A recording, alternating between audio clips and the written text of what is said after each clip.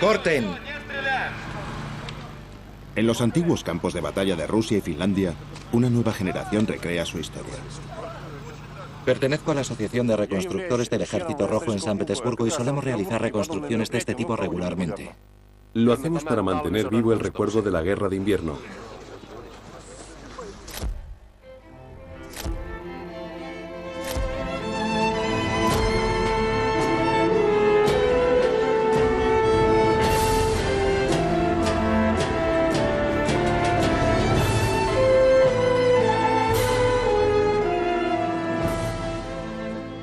...30 de noviembre de 1939.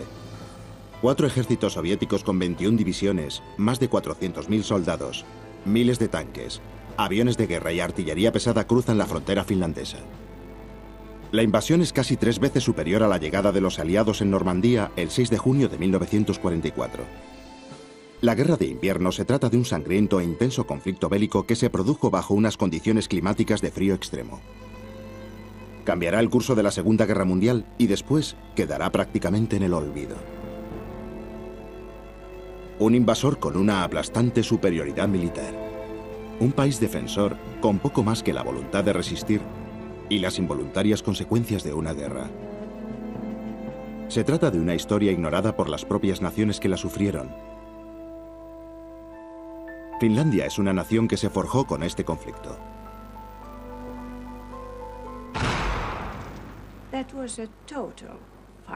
Fue una lucha en toda regla, porque sentimos que ya no estábamos a salvo en ninguna parte y que nuestras vidas estaban en peligro y también nuestra independencia.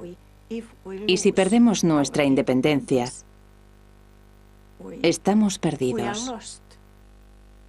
Fue un conflicto que llevó a un joven estadounidense a arriesgar su vida en una lucha por la libertad. No hay que rendirse nunca. Siempre hay que luchar por lo que es justo. Y así lo hicieron. Helsinki, la capital de Finlandia, tiene una población de más de 500.000 habitantes. Hace 300 años, el zar Pedro el Grande fundó una ciudad rival al otro lado del Golfo de Finlandia. San Petersburgo se convirtió en el centro del Imperio ruso. Y en 1917, en el corazón de la revolución. En 1924 se le cambió el nombre por Leningrado, en honor al primer líder de la Unión Soviética. Su población de 5 millones de habitantes era superior a la población total de Finlandia. En 1939, la frontera finlandesa solo estaba a 40 kilómetros de Leningrado. El hecho de traspasar dicha frontera se convertía en una justificación para la guerra. Camaradas del Ejército Rojo, oficiales, comandantes y trabajadores políticos, para cumplir con el gobierno soviético y con nuestra patria, ordeno a las tropas del distrito militar de Leningrado que crucen la frontera. Aplasten a las fuerzas finlandesas y que de una vez por todas protejan las fronteras noroeste de la Unión Soviética, así como la ciudad de Lenin, cuna de la revolución del proletariado. El líder soviético Joseph Stalin estaba seguro de obtener una rápida victoria. Muchos de sus militares estaban de acuerdo con él. Lo único que teníamos que hacer era alzar un poco nuestra voz, y los finlandeses obedecerían. Si eso no funcionaba, dispararíamos una sola vez. Pondrían las manos en alto y se rendirían, o al menos eso pensábamos.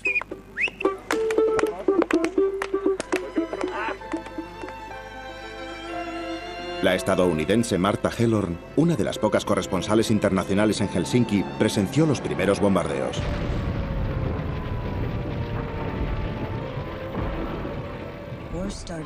La guerra empezó a las 9 en punto. Los habitantes de Helsinki permanecieron en las calles y escucharon los terribles bombardeos y el ruido de las sirenas cada vez más intenso. Por primera vez en la historia escucharon cómo caían las bombas sobre la ciudad. Esta es la forma moderna de declarar la guerra. El Ejército Rojo avanzó rápidamente por todos los frentes. La defensa finlandesa estaba a punto de desmoronarse. Las grandes formaciones de tanques que usaban al principio tenían un efecto devastador sobre los finlandeses. Durante la instrucción militar nunca se habían enfrentado a ningún tanque y de repente si miraban por encima de sus trincheras veían 50 tanques que avanzaban hacia ellos con su violenta artillería.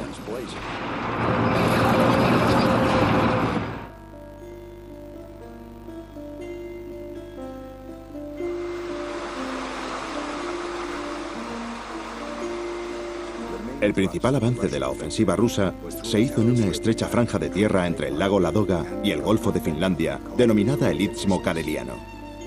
Karelia fue el hogar de infancia de Eva Kelpi, hasta que tuvo 11 años. Estaba en la costa de una pequeña isla, y si cierro los ojos, puedo imaginarme el lugar en verano. Los lilos y el camino hacia el sitio donde solíamos nadar cuando éramos niños. Y en Karelia siempre hacía sol y calor. Y por supuesto, éramos muy felices. Solía rezar mucho. Le pedía a Dios que impidiera la guerra. Y recuerdo que llevaba el temor de la guerra dentro de mi corazón de niña. Las primeras noticias de la guerra se oyeron en la radio. No nos lo creíamos. Pensábamos, bueno, no llegará hasta aquí. No llegará a Itola. Pero cuando estábamos empezando a comer, de repente, vimos que los aviones iban derechos hacia nuestra casa. Y mi padre gritó, «Vamos, al sótano inmediatamente». Y nos fuimos al sótano y cayeron las primeras bombas en Itola. Eva y su familia estaban entre los miles de karelianos evacuados por el ejército finlandés. Quemaron sus casas y establos. Les quitaron el ganado y las provisiones para evitar que el enemigo pudiera utilizarlos. Teníamos muchísimo miedo de que nos llevaran a Siberia. Todos los niños sabíamos que Siberia era una amenaza si perdíamos la guerra. Y era un sentimiento horrible. Pero para Eva la guerra llegó verdaderamente a su casa el día que su padre tuvo que marcharse a luchar. Cuando me desperté esa mañana que mi padre tenía que irse al frente, recuerdo que cuando abrí los ojos vi su bolsa en la mesa y supe que seguía a mi lado. Es un vivo recuerdo que casi puedo tocar y oler. Huelo su ropa y su cercanía. Y en los escalones de la cocina, me abrazó y me dijo, la niña de papá.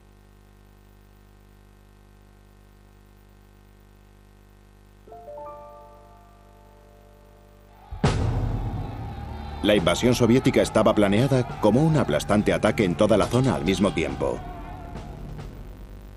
El presidente Franklin Roosevelt condenó el ataque.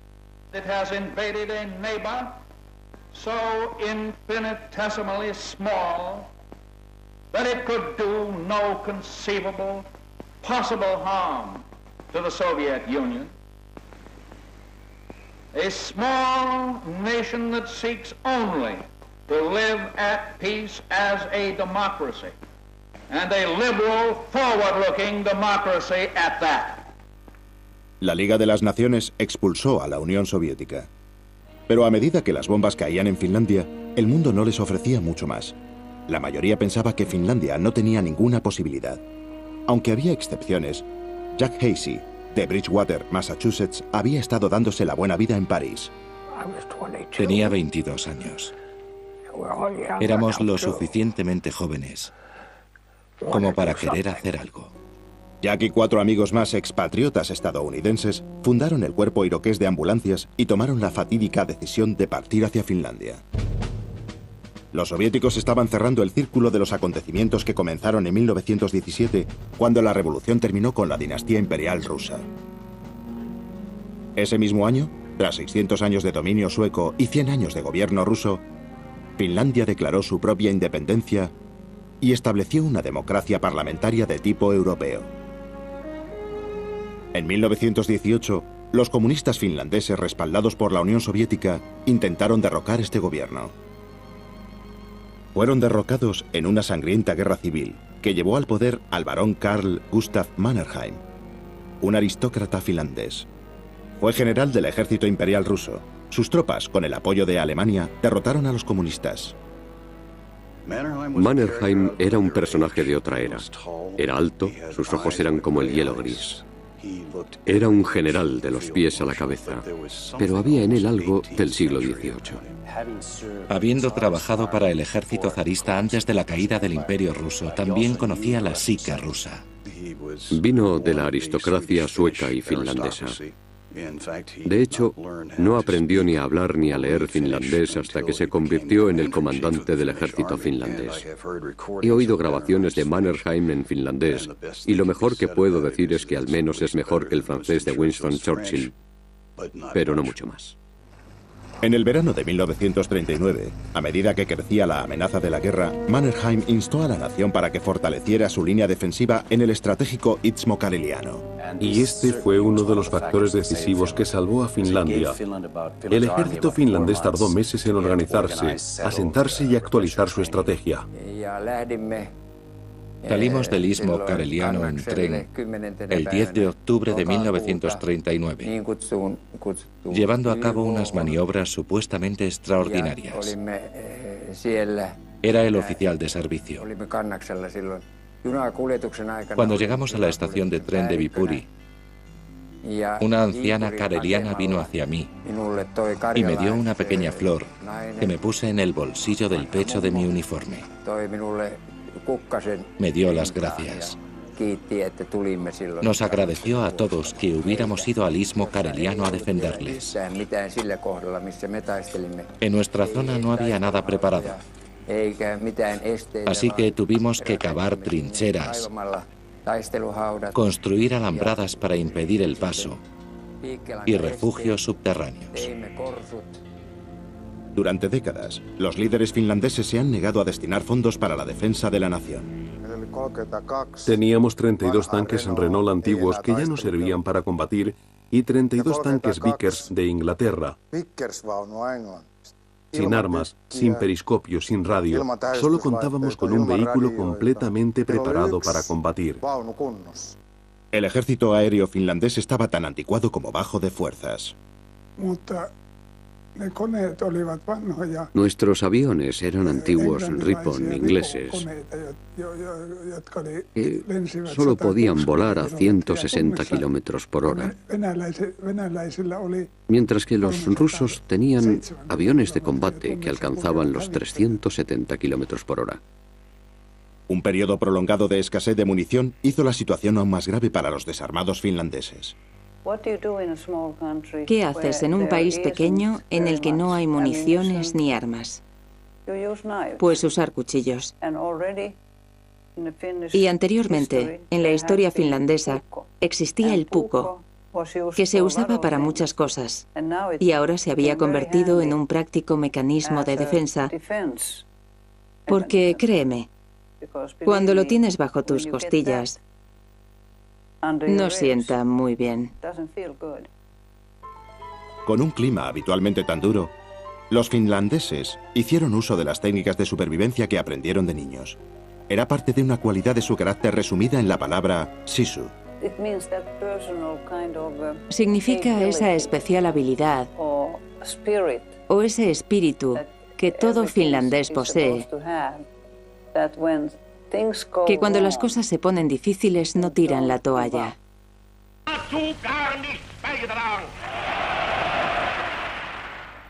En agosto de 1939, el equilibrio del poder en Europa cambió repentinamente. La Rusia comunista y la Alemania nazi, enemigos ideológicos mortales, se convirtieron de pronto en aliados. El pacto Molotov-Ribbentrop fue la clave que hizo que la guerra fuera posible, porque le dio a Stalin vía libre en aquellas partes de Europa en las que el tratado le permitía avanzar. El 1 de septiembre, Alemania invadió Polonia desde el oeste utilizando nuevas técnicas militares denominadas Blitzkrieg. El 17 de septiembre, las tropas soviéticas lanzaron un ataque similar desde el este. Los dos ejércitos se encontraron en el río Bug. En octubre, los soviéticos reclamaron y consiguieron concesiones para bases militares en Estonia, Letonia y Lituania. Finlandia eligió en último lugar. Podían ver que no era solo una guerra para cambiar las fronteras un par de kilómetros. Era una guerra en toda regla, en la que Stalin intentó ocupar y dominar Finlandia. Los finlandeses se negaron a aceptar nuestras condiciones, así que no les dejamos otra solución que definir el asunto mediante la guerra. El 28 de noviembre, la Unión Soviética quebrantó las relaciones diplomáticas. El 30 de noviembre, las tropas soviéticas cruzaron las fronteras finlandesas. El ejército finlandés, un total de 300.000 soldados, incluidos los reservas, se enfrentó al mayor ejército del mundo. Más de 2 millones de soldados y muchos millones más de reservas. La primera semana de lucha demostró el poder del blindaje soviético. Las tropas finlandesas tuvieron que retroceder. El estupor y el miedo acompañaron a la retirada y a la derrota. Buscaron la forma de contraatacar al ejército soviético. El jefe de nuestro pelotón nos informó de que estábamos a punto de recibir armas secretas que podían hacer volar por los aires a cualquier tanque enemigo. La promesa no tardó mucho tiempo en cumplirse. El cóctel Molotov es probablemente el arma menos costosa y más famosa del siglo XX, y se llamó así en honor al ministro de Asuntos Exteriores de Stalin, Molotov. Si te incorporabas detrás del tanque y arrojabas una botella de gasolina inflamable en los conductos del aire, el motor absorbía la gasolina inflamable. El depósito del tanque explotaría y por el precio de 2,5 litros de gas podías destruir el tanque del enemigo. La segunda arma que tuvimos para enfrentarnos a los tanques fueron las cargas Satchel, pero con ellas tenías que acercarte aún más al tanque porque eran bastante pesadas y no podías arrojarlas más allá de 10 o 15 metros. Era una táctica defensiva irracional. La tercera técnica de combate contra los tanques utilizada requería aún más valentía y era aún más irracional. Consistía en atascar con el tronco de un árbol las bandas de rodadura del tanque.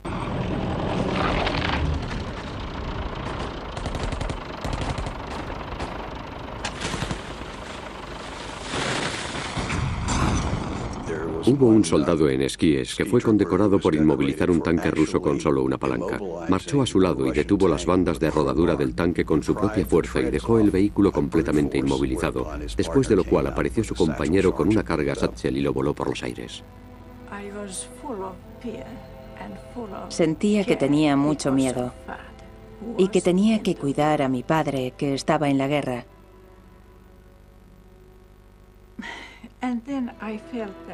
Y entonces sentí que al mismo tiempo tenía que estar preocupada siempre, porque eso a su vez reconfortaba a otros hombres. Nos llamaban el frente casero. Las mujeres tuvieron que hacer todas las cosas que solían hacer los hombres cuando estaban en sus casas. Así que tuvieron que ponerse a trabajar en las fábricas.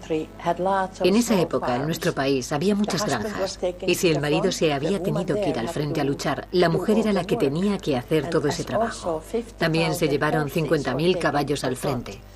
No podían hacerlo sin los caballos, así que se los llevaron de muchos hogares, y las mujeres tuvieron que trabajar casi como caballos. Mi abuela y yo formábamos parte de una organización femenina llamada Lotta Svart, llamada así por un poema de una de las guerras en las que lucharon los finlandeses.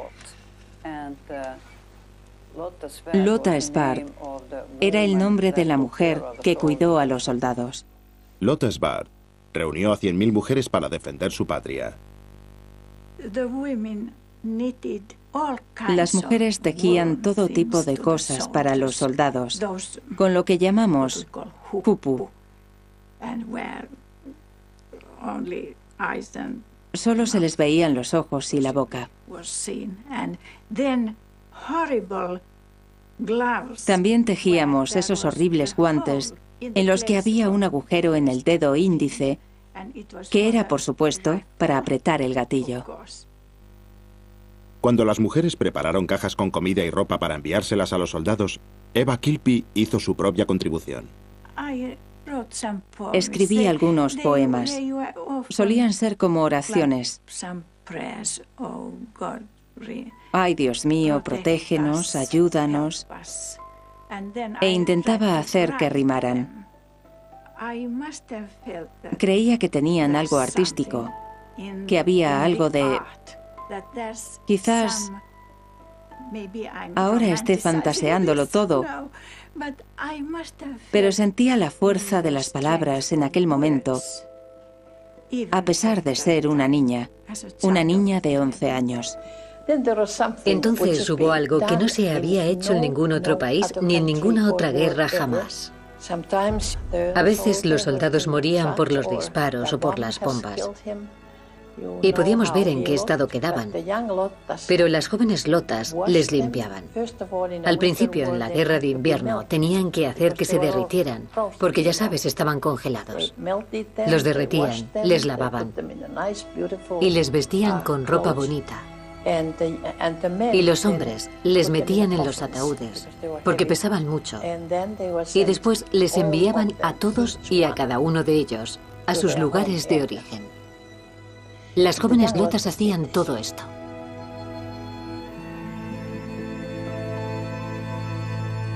En la actualidad, se tardan unos 10 minutos en cruzar el río Taipali. El precio del trayecto en coche es de 50 rublos. El transbordador es parte del puente de pontones del Ejército Rojo que funciona mediante un motor reciclado. En 1939 cruzar el río podía llegar a ser mortal.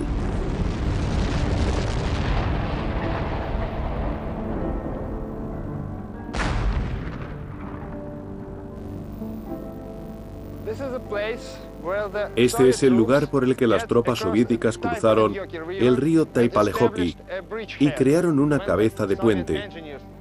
Cuando los ingenieros soviéticos establecieron el puente de pontones, hubo muchas bajas por el fuego finlandés. Esta parte estaba llena de cuerpos de ingenieros soviéticos. Kirill Yakiovich es un ingeniero de San Petersburgo. Ha cruzado este río y ha caminado por estas tierras desde que era un niño.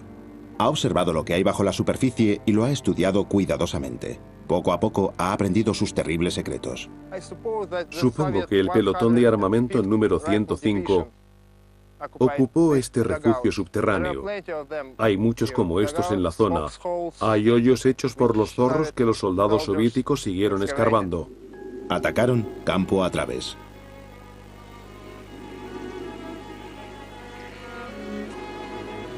Comenzó el 6 de diciembre.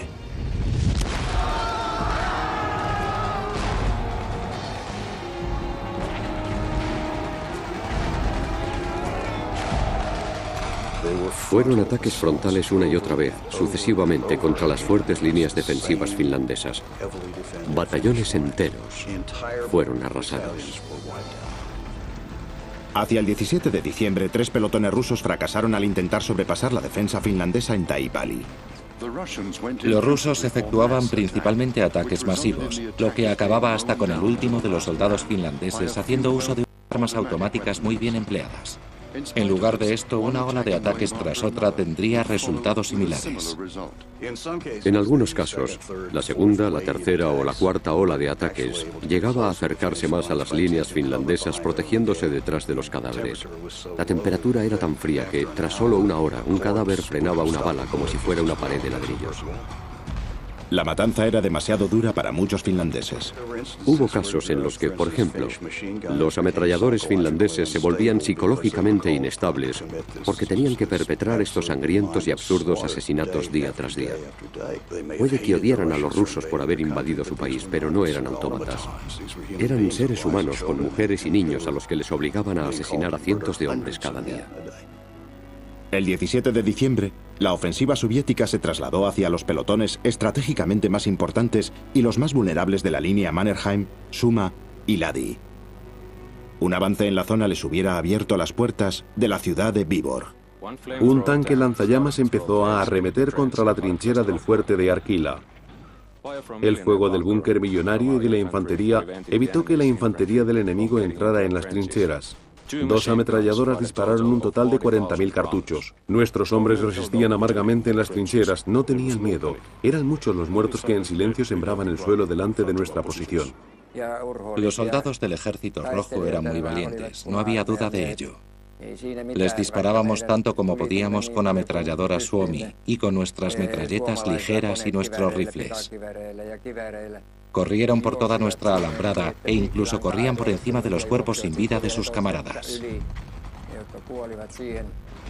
Los tanques se detuvieron, cogieron a los heridos y empezaron la retirada. Esto desmoralizó totalmente a nuestra infantería. El pelotón no tuvo mucho éxito el 17 de diciembre de 1939 y tras el anochecer la infantería ya se había retirado habiendo sufrido muchísimas pérdidas. La batalla fue estresante tanto física como psicológicamente. A pesar de haber sido un día de intensa lucha, no nos vinimos abajo. El hecho de vernos con fuerzas nos dio mucha seguridad. Esa seguridad se ponía a prueba cada mañana frente a la despiadada ofensiva soviética. La cortina de fuego de la artillería enemiga la mañana del 19 de diciembre creció de forma incontenible y arremetió contra la principal línea defensiva de Suma sin piedad alguna. El líder de nuestro pelotón me encargó ocuparme de los tanques que se aproximaban hacia nosotros por la carretera.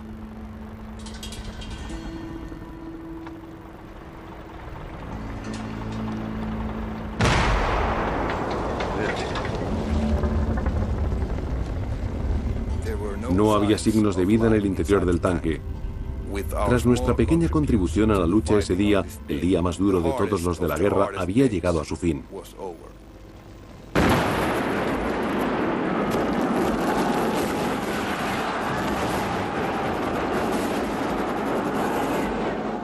Pero los días aún más duros estaban por llegar. Los tanques irrumpieron de nuevo.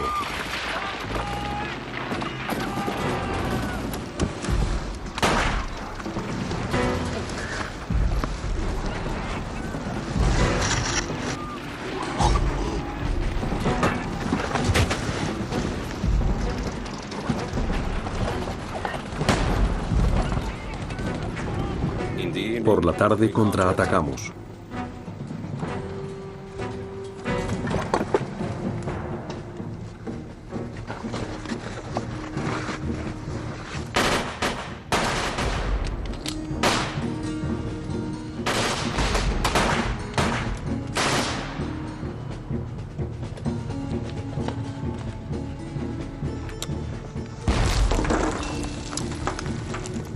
A pesar de la escasez de equipos, le hicimos mucho daño al enemigo. Había hombres en nuestro batallón para los que la destrucción de los tanques era una tarea cotidiana.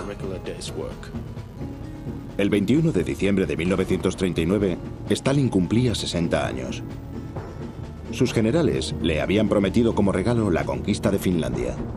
En lugar de esto, le trajeron trenes cargados de muertos y heridos. Y muchas más malas noticias del frente de batalla. Vi uno de los campos y a nuestros hombres muertos en el suelo como si fueran briznas de hierba. Al día siguiente no atacamos. Las bajas eran tan elevadas que el ataque se canceló. La ofensiva contra Suma y Taipali durante el mes de diciembre había diezmado 7 pelotones de infantería soviéticos. Los restos de 250 tanques sembraron todo el campo de batalla. Fue una sensacional victoria de la defensa finlandesa. Mediados de diciembre.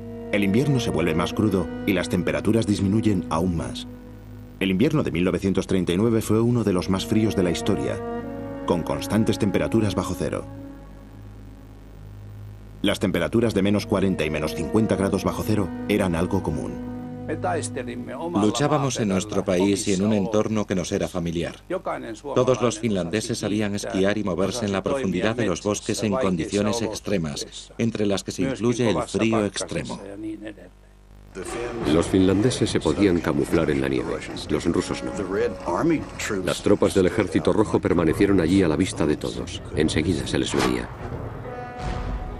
Tan a menudo como era posible, los finlandeses intentaban turnar a sus hombres para que las tropas de primera línea al menos pudieran entrar en calor durante unas horas y tomar algo caliente. Si vas a luchar en un lugar así, tienes que seguir una dieta muy rica en proteínas y grasas. Los finlandeses pudieron hacerlo, pero los rusos solo tomaban pan negro y té. A 40 grados bajo cero, un plato caliente de comida es la diferencia entre la vida y la muerte. A mediados de diciembre, el frío y el hambre fueron los factores decisivos en una batalla que los finlandeses llamaron la Guerra de la Salchicha. Al avanzar a través de la nieve y del hielo, un batallón ruso pasó desapercibido a las líneas finlandesas. Todo fue muy repentino. El avance ruso se hizo por la parte de atrás. Esta fue la gran oportunidad de los rusos. Habían avanzado, se encontraban detrás de las líneas finlandesas. Si hubieran continuado su marcha, hubieran acabado con toda la línea defensiva finlandesa, pero lo que les detuvo fueron las cocinas de campo. Las cocinas finlandesas tenían la suficiente sopa de salchicha como para alimentar a los 200 hombres de ese pelotón. Cuando les llegó el olor de la sopa de salchicha, se olvidaron pronto de la ofensiva. Haciendo caso omiso de sus superiores, los rusos se dirigieron hacia las cocinas de campo. Luchamos en la Guerra de la Salchicha. La batalla duró toda la noche y no se veía nada. Simplemente disparábamos a los destellos de los tiros. Ni siquiera sabíamos a quién estábamos disparando. Y esto fue lo que les dio tiempo a los finlandeses para reagruparse, contraatacar y prácticamente aplastarles.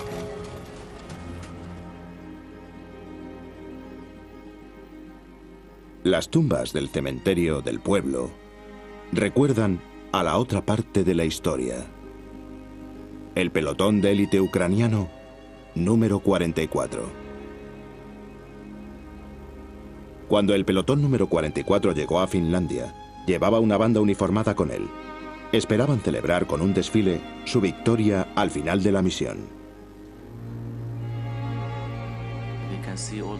Podemos ver todas esas piedras, casi 20.000 piedras, e imaginarnos que cada una de ellas era un hombre que tenía una mujer y unos niños. Entonces te puedes imaginar el dolor tan enorme que esto causó.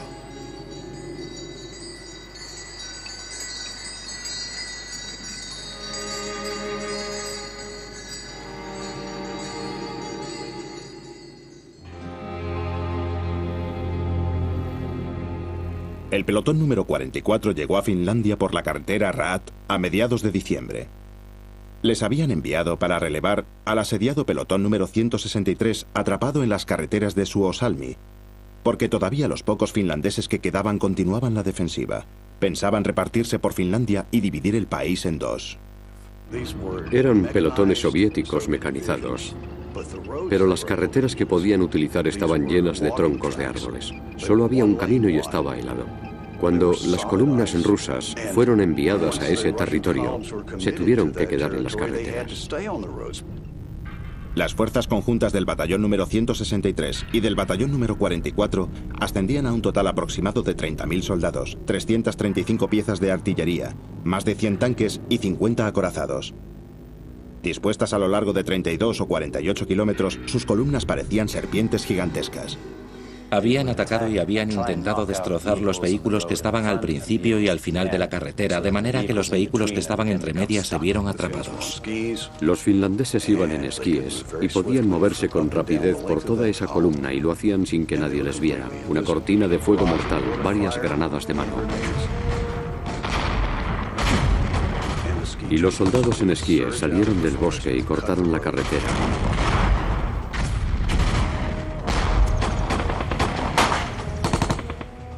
Y después desaparecieron por el lado contrario. Y tras ellos vinieron los ingenieros de combate que aumentaron la brecha y la fortificaron para aislar un segmento de la columna rusa del otro. Aislaron a las unidades y las redujeron en lo que denominaron motis. Un moti es una medida de madera en Finlandia. Cuando cortas madera y la amontonas, lo miden en motis, y eso es lo que hicieron, dividieron así a las unidades. Una vez que las columnas soviéticas estaban divididas en motis, eran custodiadas por francotiradores. El frío era tan intenso en Suomussalmi que una vez que una bala alcanzaba a un hombre y su circulación disminuía, su cuerpo se quedaba congelado en la misma postura que tenía cuando le dispararon. Los hombres están agotados y muertos de hambre. Tenemos unos 400 heridos, no hay combustible. Ha matado a la mayoría de los caballos. Estamos casi sin munición. El enemigo nos ataca desde el frente. Algunos comandantes están abandonando el campo de batalla. Pido ayuda urgentemente. No hubo ayuda alguna para el pelotón número 44. Los supervivientes se amontonaron en refugios subterráneos para protegerse del intenso frío, del hambre y del fuego enemigo. Iban dándoles caza a uno tras otro. Unos 1.500 soviéticos se convirtieron en prisioneros de guerra. Los tanques, los camiones, las armas y las municiones incautadas ayudaron a reponer el arsenal finlandés. Solo 5.000 rusos pudieron escapar por la frontera.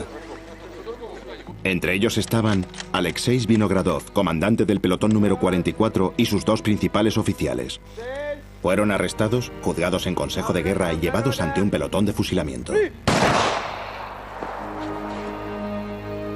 En Suomussalmi es donde los finlandeses obtuvieron su mayor triunfo con las tácticas Moti.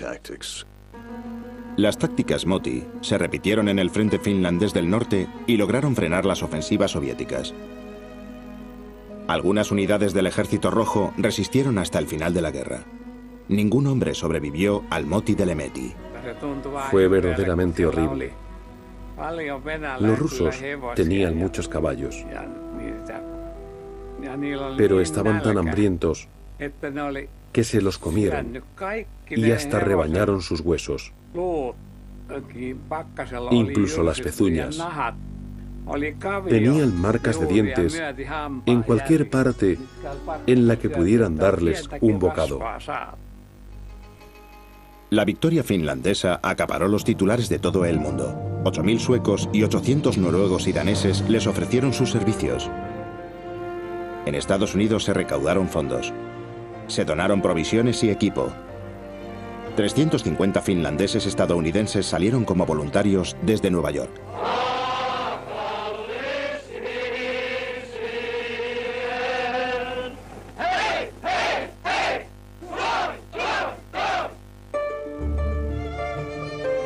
A comienzos de enero, tras un mes de viaje, el estadounidense Jack Hasey y su cuerpo iroqués de ambulancias llegaron finalmente a Finlandia. Inmediatamente les enviaron al norte, a la profundidad de los bosques.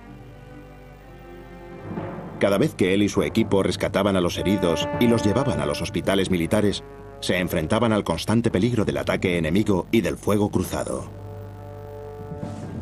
Un día, un compañero de Jack hizo una inscripción en un árbol.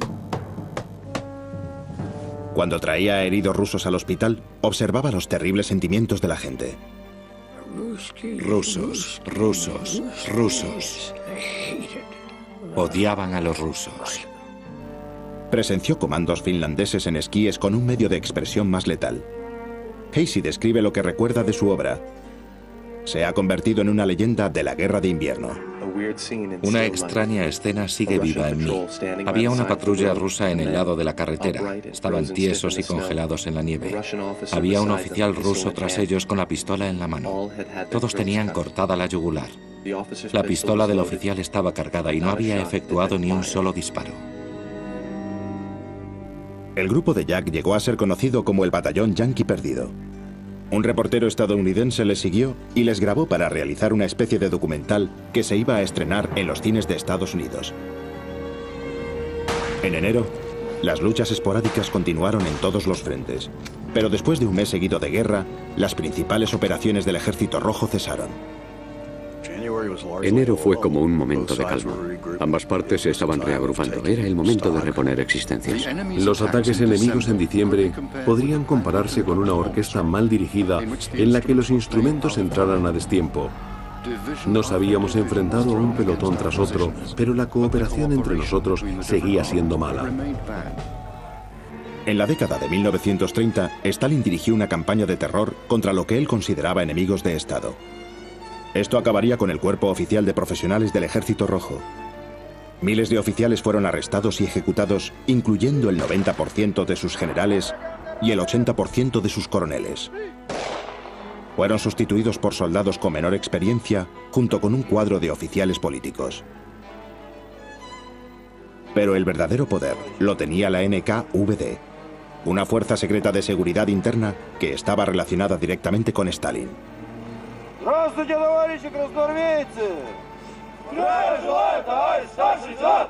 Se metían en todo y tenían el derecho y la autoridad de ir a todas partes y de tomar medidas drásticas de cualquier tipo, como disparar al general o disparar al que fuera.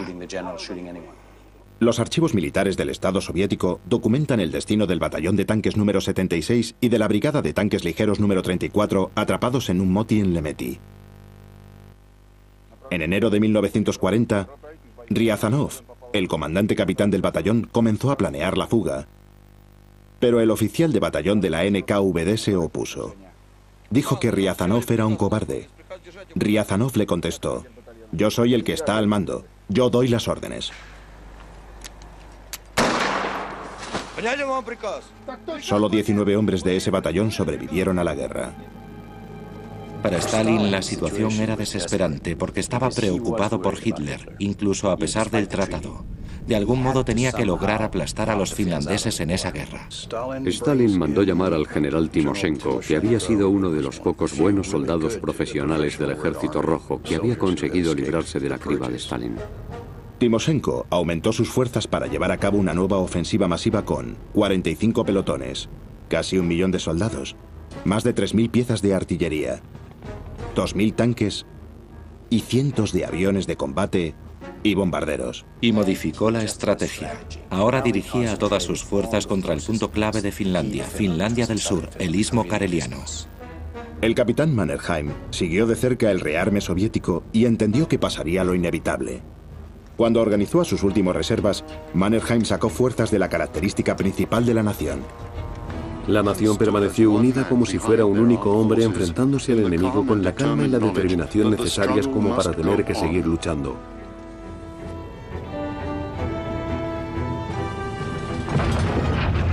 El 1 de febrero, los soviéticos terminaron su ofensiva. Hasta 2.000 bombas llegaron a caer en la línea Mannerheim cada día durante los siguientes 10 días. Parecía el infierno. Tierno. Por supuesto no he estado allí, pero me puedo imaginar que no hay nada peor que eso. El 11 de febrero, hasta 250.000 bombas cayeron en la línea. Fue la mayor cortina de fuego desde la batalla de Verdún en la Primera Guerra Mundial. Las 8:35. Se produce un inesperado bombardeo sin precedentes en toda nuestra zona. Las 12:15. Han llegado los tanques. La infantería del enemigo se ha apoderado de gran parte de nuestras posiciones. Todos los reservas finlandeses se lanzaron a la batalla. No se podía detener al Ejército Rojo. Al final del 13 de febrero, al tercer día de la ofensiva, el pelotón de armamento número 123 irrumpió en la principal línea defensiva con varias unidades acorazadas. La zona fortificada de Suma quedó completamente destruida. A finales de febrero, el trabajo de Jack Hasey como conductor de ambulancias llegó a su repentino final. Al día siguiente, fue evacuado del frente.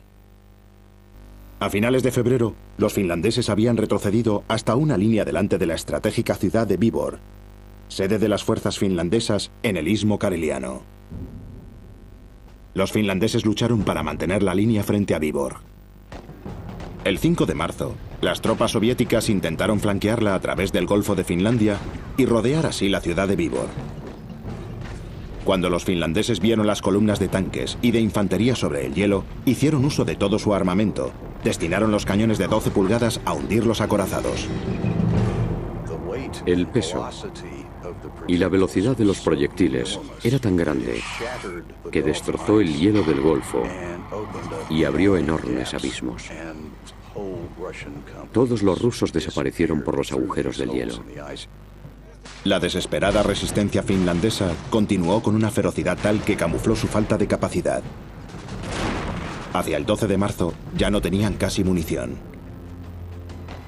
Al mediodía del 13 de marzo se corrió el rumor por todo el frente. Se había firmado el armisticio. La brutal guerra de 105 días había terminado. Si hubiera pasado una mosca volando, se la hubiera oído. Ni un disparo. Un silencio sobrecogedor. No creíamos que algo así fuera posible. Después, la gente empezó a recobrar el sentido. Empezó a lanzar sus sombreros al aire y todo tipo de objetos. Casi no quedó nada de nuestro batallón. La primera línea era la primera línea. Solo sentía indiferencia. ¿Qué es lo que mejor recuerdo de la guerra? La incompetencia de nuestro ejército. Ni siquiera pudo enfrentarse a un puñado de finlandeses. Nos enseñaron cómo se debe luchar en una guerra. Gunnar Latio, que dirigía su columna de vuelta hacia la nueva frontera negociada, decidió hacer un recuento de sus hombres. Así que me volví esquiando y vi una pequeña colina cerca de la carretera. Me quedé allí y me puse los bastones en las axilas. Les estaba animando a los chicos para que siguieran esquiando, pero estaba tan cansado que me quedé dormido allí mismo, de pie. Allí fue donde le encontraron sus hombres. Latio recuerda su sueño. Estaba en un hospital. Le ofrecían una cama. 24 horas después, se despertó en la cama de un hospital. Estoy muy feliz de que la guerra terminara justo en ese momento, cuando ya no nos quedaba energía, cuando estábamos completamente exhaustos. El comandante de nuestra compañía nos dijo, la guerra ha terminado, después de haberse encontrado a un comandante finlandés en tierra de nadie. Por la noche todos encendimos hogueras.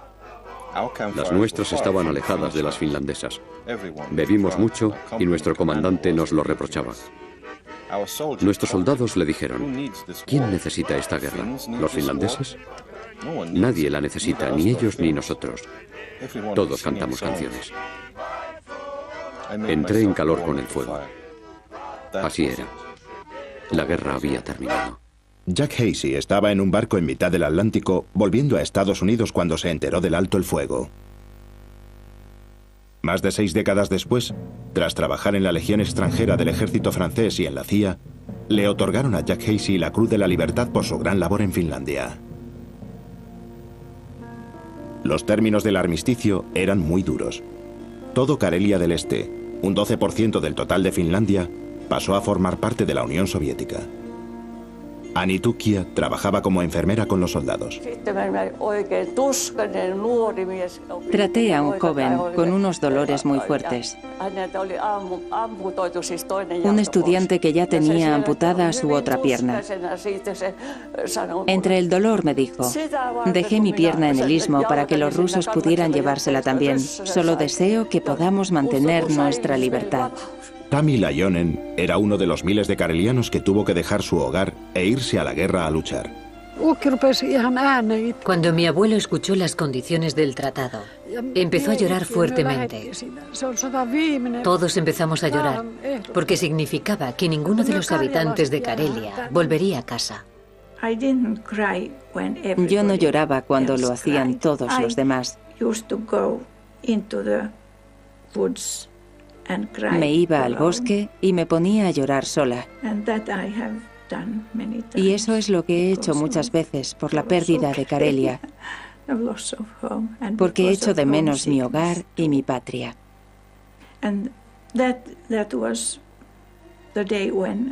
Y desde ese día, el amor que siento por mi patria ha hecho mella en mí. Y sigo sintiéndolo con la misma intensidad. En los días siguientes, 422.000 karelianos se negaron a convertirse en ciudadanos soviéticos, dejando atrás sus casas y sus posesiones y cruzando la frontera de vuelta hacia Finlandia. Había refugiados en todas partes. Familias enteras que intentaban meter las pertenencias familiares de varias generaciones en carros o en trineos. Teníamos 3 días para sacar nuestras cosas de Itola. Y mi madre y mi abuela se fueron a Itola. Mi madre se encontró con mi padre en mitad de la noche, bajo un cielo lleno de estrellas, en el patio de casa. Mientras que el invierno daba paso a la primavera, los finlandeses tuvieron que hacerse cargo de una responsabilidad un tanto desagradable. En Suomussalmi, a lo largo de 20 kilómetros de la carretera Raat, la nieve y el hielo derretidos descubrieron los cuerpos de miles de soldados soviéticos. En la primavera de 1940, los soldados finlandeses enterraron a los soldados rusos muertos y a sus caballos, porque llegaba el verano y era muy difícil caminar por la zona en aquella época del año, porque había muchas moscas y el olor era horrible. Raino Kurti era un soldado de 21 años al que le encomendaron encargarse de los entierros. Tengo que decir que me hubiera sentido realmente mal si se hubiera tratado de nuestros hombres, pero eran soldados enemigos. Y en aquella época no se honraba al enemigo, ni vivo ni muerto. Tampoco le rindieron ningún homenaje los líderes soviéticos. Solo se enviaron a Rusia 350 cuerpos, porque los rusos ganaron la guerra y dijeron que solo habían muerto 350 soldados en Finlandia y se quedaron con sus cuerpos. El resto de soldados siguen enterrados en tumbas colectivas en la carretera Rad sin ser identificados por la nación que les envió a la guerra. Cuando Nikita Khrushchev sucedió a Stalin como líder de la Unión Soviética tras su muerte, empezó a realizar un recuento más realista de las bajas soviéticas. Afirmó que 1 millón de soldados soviéticos había muerto durante los 3 meses que duró la guerra de invierno. Desde entonces, algunos historiadores han puesto los números de Khrushchev en entredicho, pero pocos han puesto en duda sus conclusiones. La guerra de invierno tuvo consecuencias inimaginables. Una victoria con tales pérdidas se puede considerar como una derrota moral. Nuestra nación nunca supo que habíamos sufrido una derrota moral porque nunca nos dijeron la verdad. Todos nosotros, y principalmente Stalin, percibimos en nuestra victoria la derrota de los finlandeses. Fue una peligrosa derrota porque alentó la convicción de nuestros enemigos de que la Unión Soviética era un coloso con los pies de barro. En definitiva, nuestra miserable conducta en la campaña finlandesa animó a Hitler en sus planes de Blitzkrieg en su operación Barbarroja. La creencia de Stalin de que Leningrado se veía amenazada por Finlandia resultó ser completamente errónea, porque la verdadera amenaza llegó con los pelotones Wehrmacht, que llegaban desde Polonia, y con los estados del Báltico. Es bastante posible que Stalin no hubiera aprendido la lección de la guerra de invierno, que su ejército sería más pobre cuando Hitler les atacara y que Hitler probablemente pensara en conquistar Moscú. Desde la caída de la Unión Soviética, se ha vuelto a examinar la gravedad de este conflicto. Fue en 1988 cuando los rusos dijeron que ellos provocaron la guerra de invierno. Y antes decían que fueron los finlandeses los que empezaron dicha guerra. La mayor parte del pueblo ruso no sabe nada sobre la guerra de invierno. Son páginas en blanco en su propia historia. Más de 6 décadas después, incluso tras la caída de la Unión Soviética, cuando todas las naciones bálticas han recuperado su independencia, Karelia del Este y su antigua capital, Vybor, siguen perteneciendo a Rusia. Sigo esperando que nos devuelvan Karelia, para que pueda llevar a mis nietos allí y enseñarles mi lugar de origen y decirles que durante un tiempo le perteneció al país vecino, pero que otra vez es nuestro. Y esto es lo que sigo esperando. La guerra de invierno cambió el pensamiento de aquellos que la vivieron y de los que la han estudiado. No hay que fiarse mucho de la tecnología. La tecnología es importante, la fuerza del material es importante, pero la destreza, cómo manejes tu propio equipo es mucho más importante. Y por último, la voluntad. Si no tienes voluntad para luchar, el resto no importa. Los finlandeses han demostrado en 2 guerras que una nación unida, por pequeña que sea, puede desarrollar un poder bélico sin precedentes y resistir los contratiempos más terribles que el futuro pueda imponerle. Al cerrar filas en el momento del peligro, los finlandeses se ganaron el derecho de seguir viviendo de forma independiente, en familia, como personas libres. Ganó Finlandia, porque si Finlandia hubiera perdido, habría sido ocupada por los soviéticos y hubiera sido como Estonia, que aceptó las peticiones de Stalin y fue ocupada. Y visto de este modo, está claro que Finlandia ganó la guerra. La naturaleza lo ha intentado, pero no puede ocultar en los antiguos campos de batalla las trampas contra los tanques, los malditos búnkeres, los detonadores que no llegaron a explotar, los restos humanos sin enterrar. En los antiguos campos de batalla se encuentra una nueva generación de rusos y de finlandeses, no para reanudar la guerra, sino para recordar. Revivir el pasado es conformar el futuro.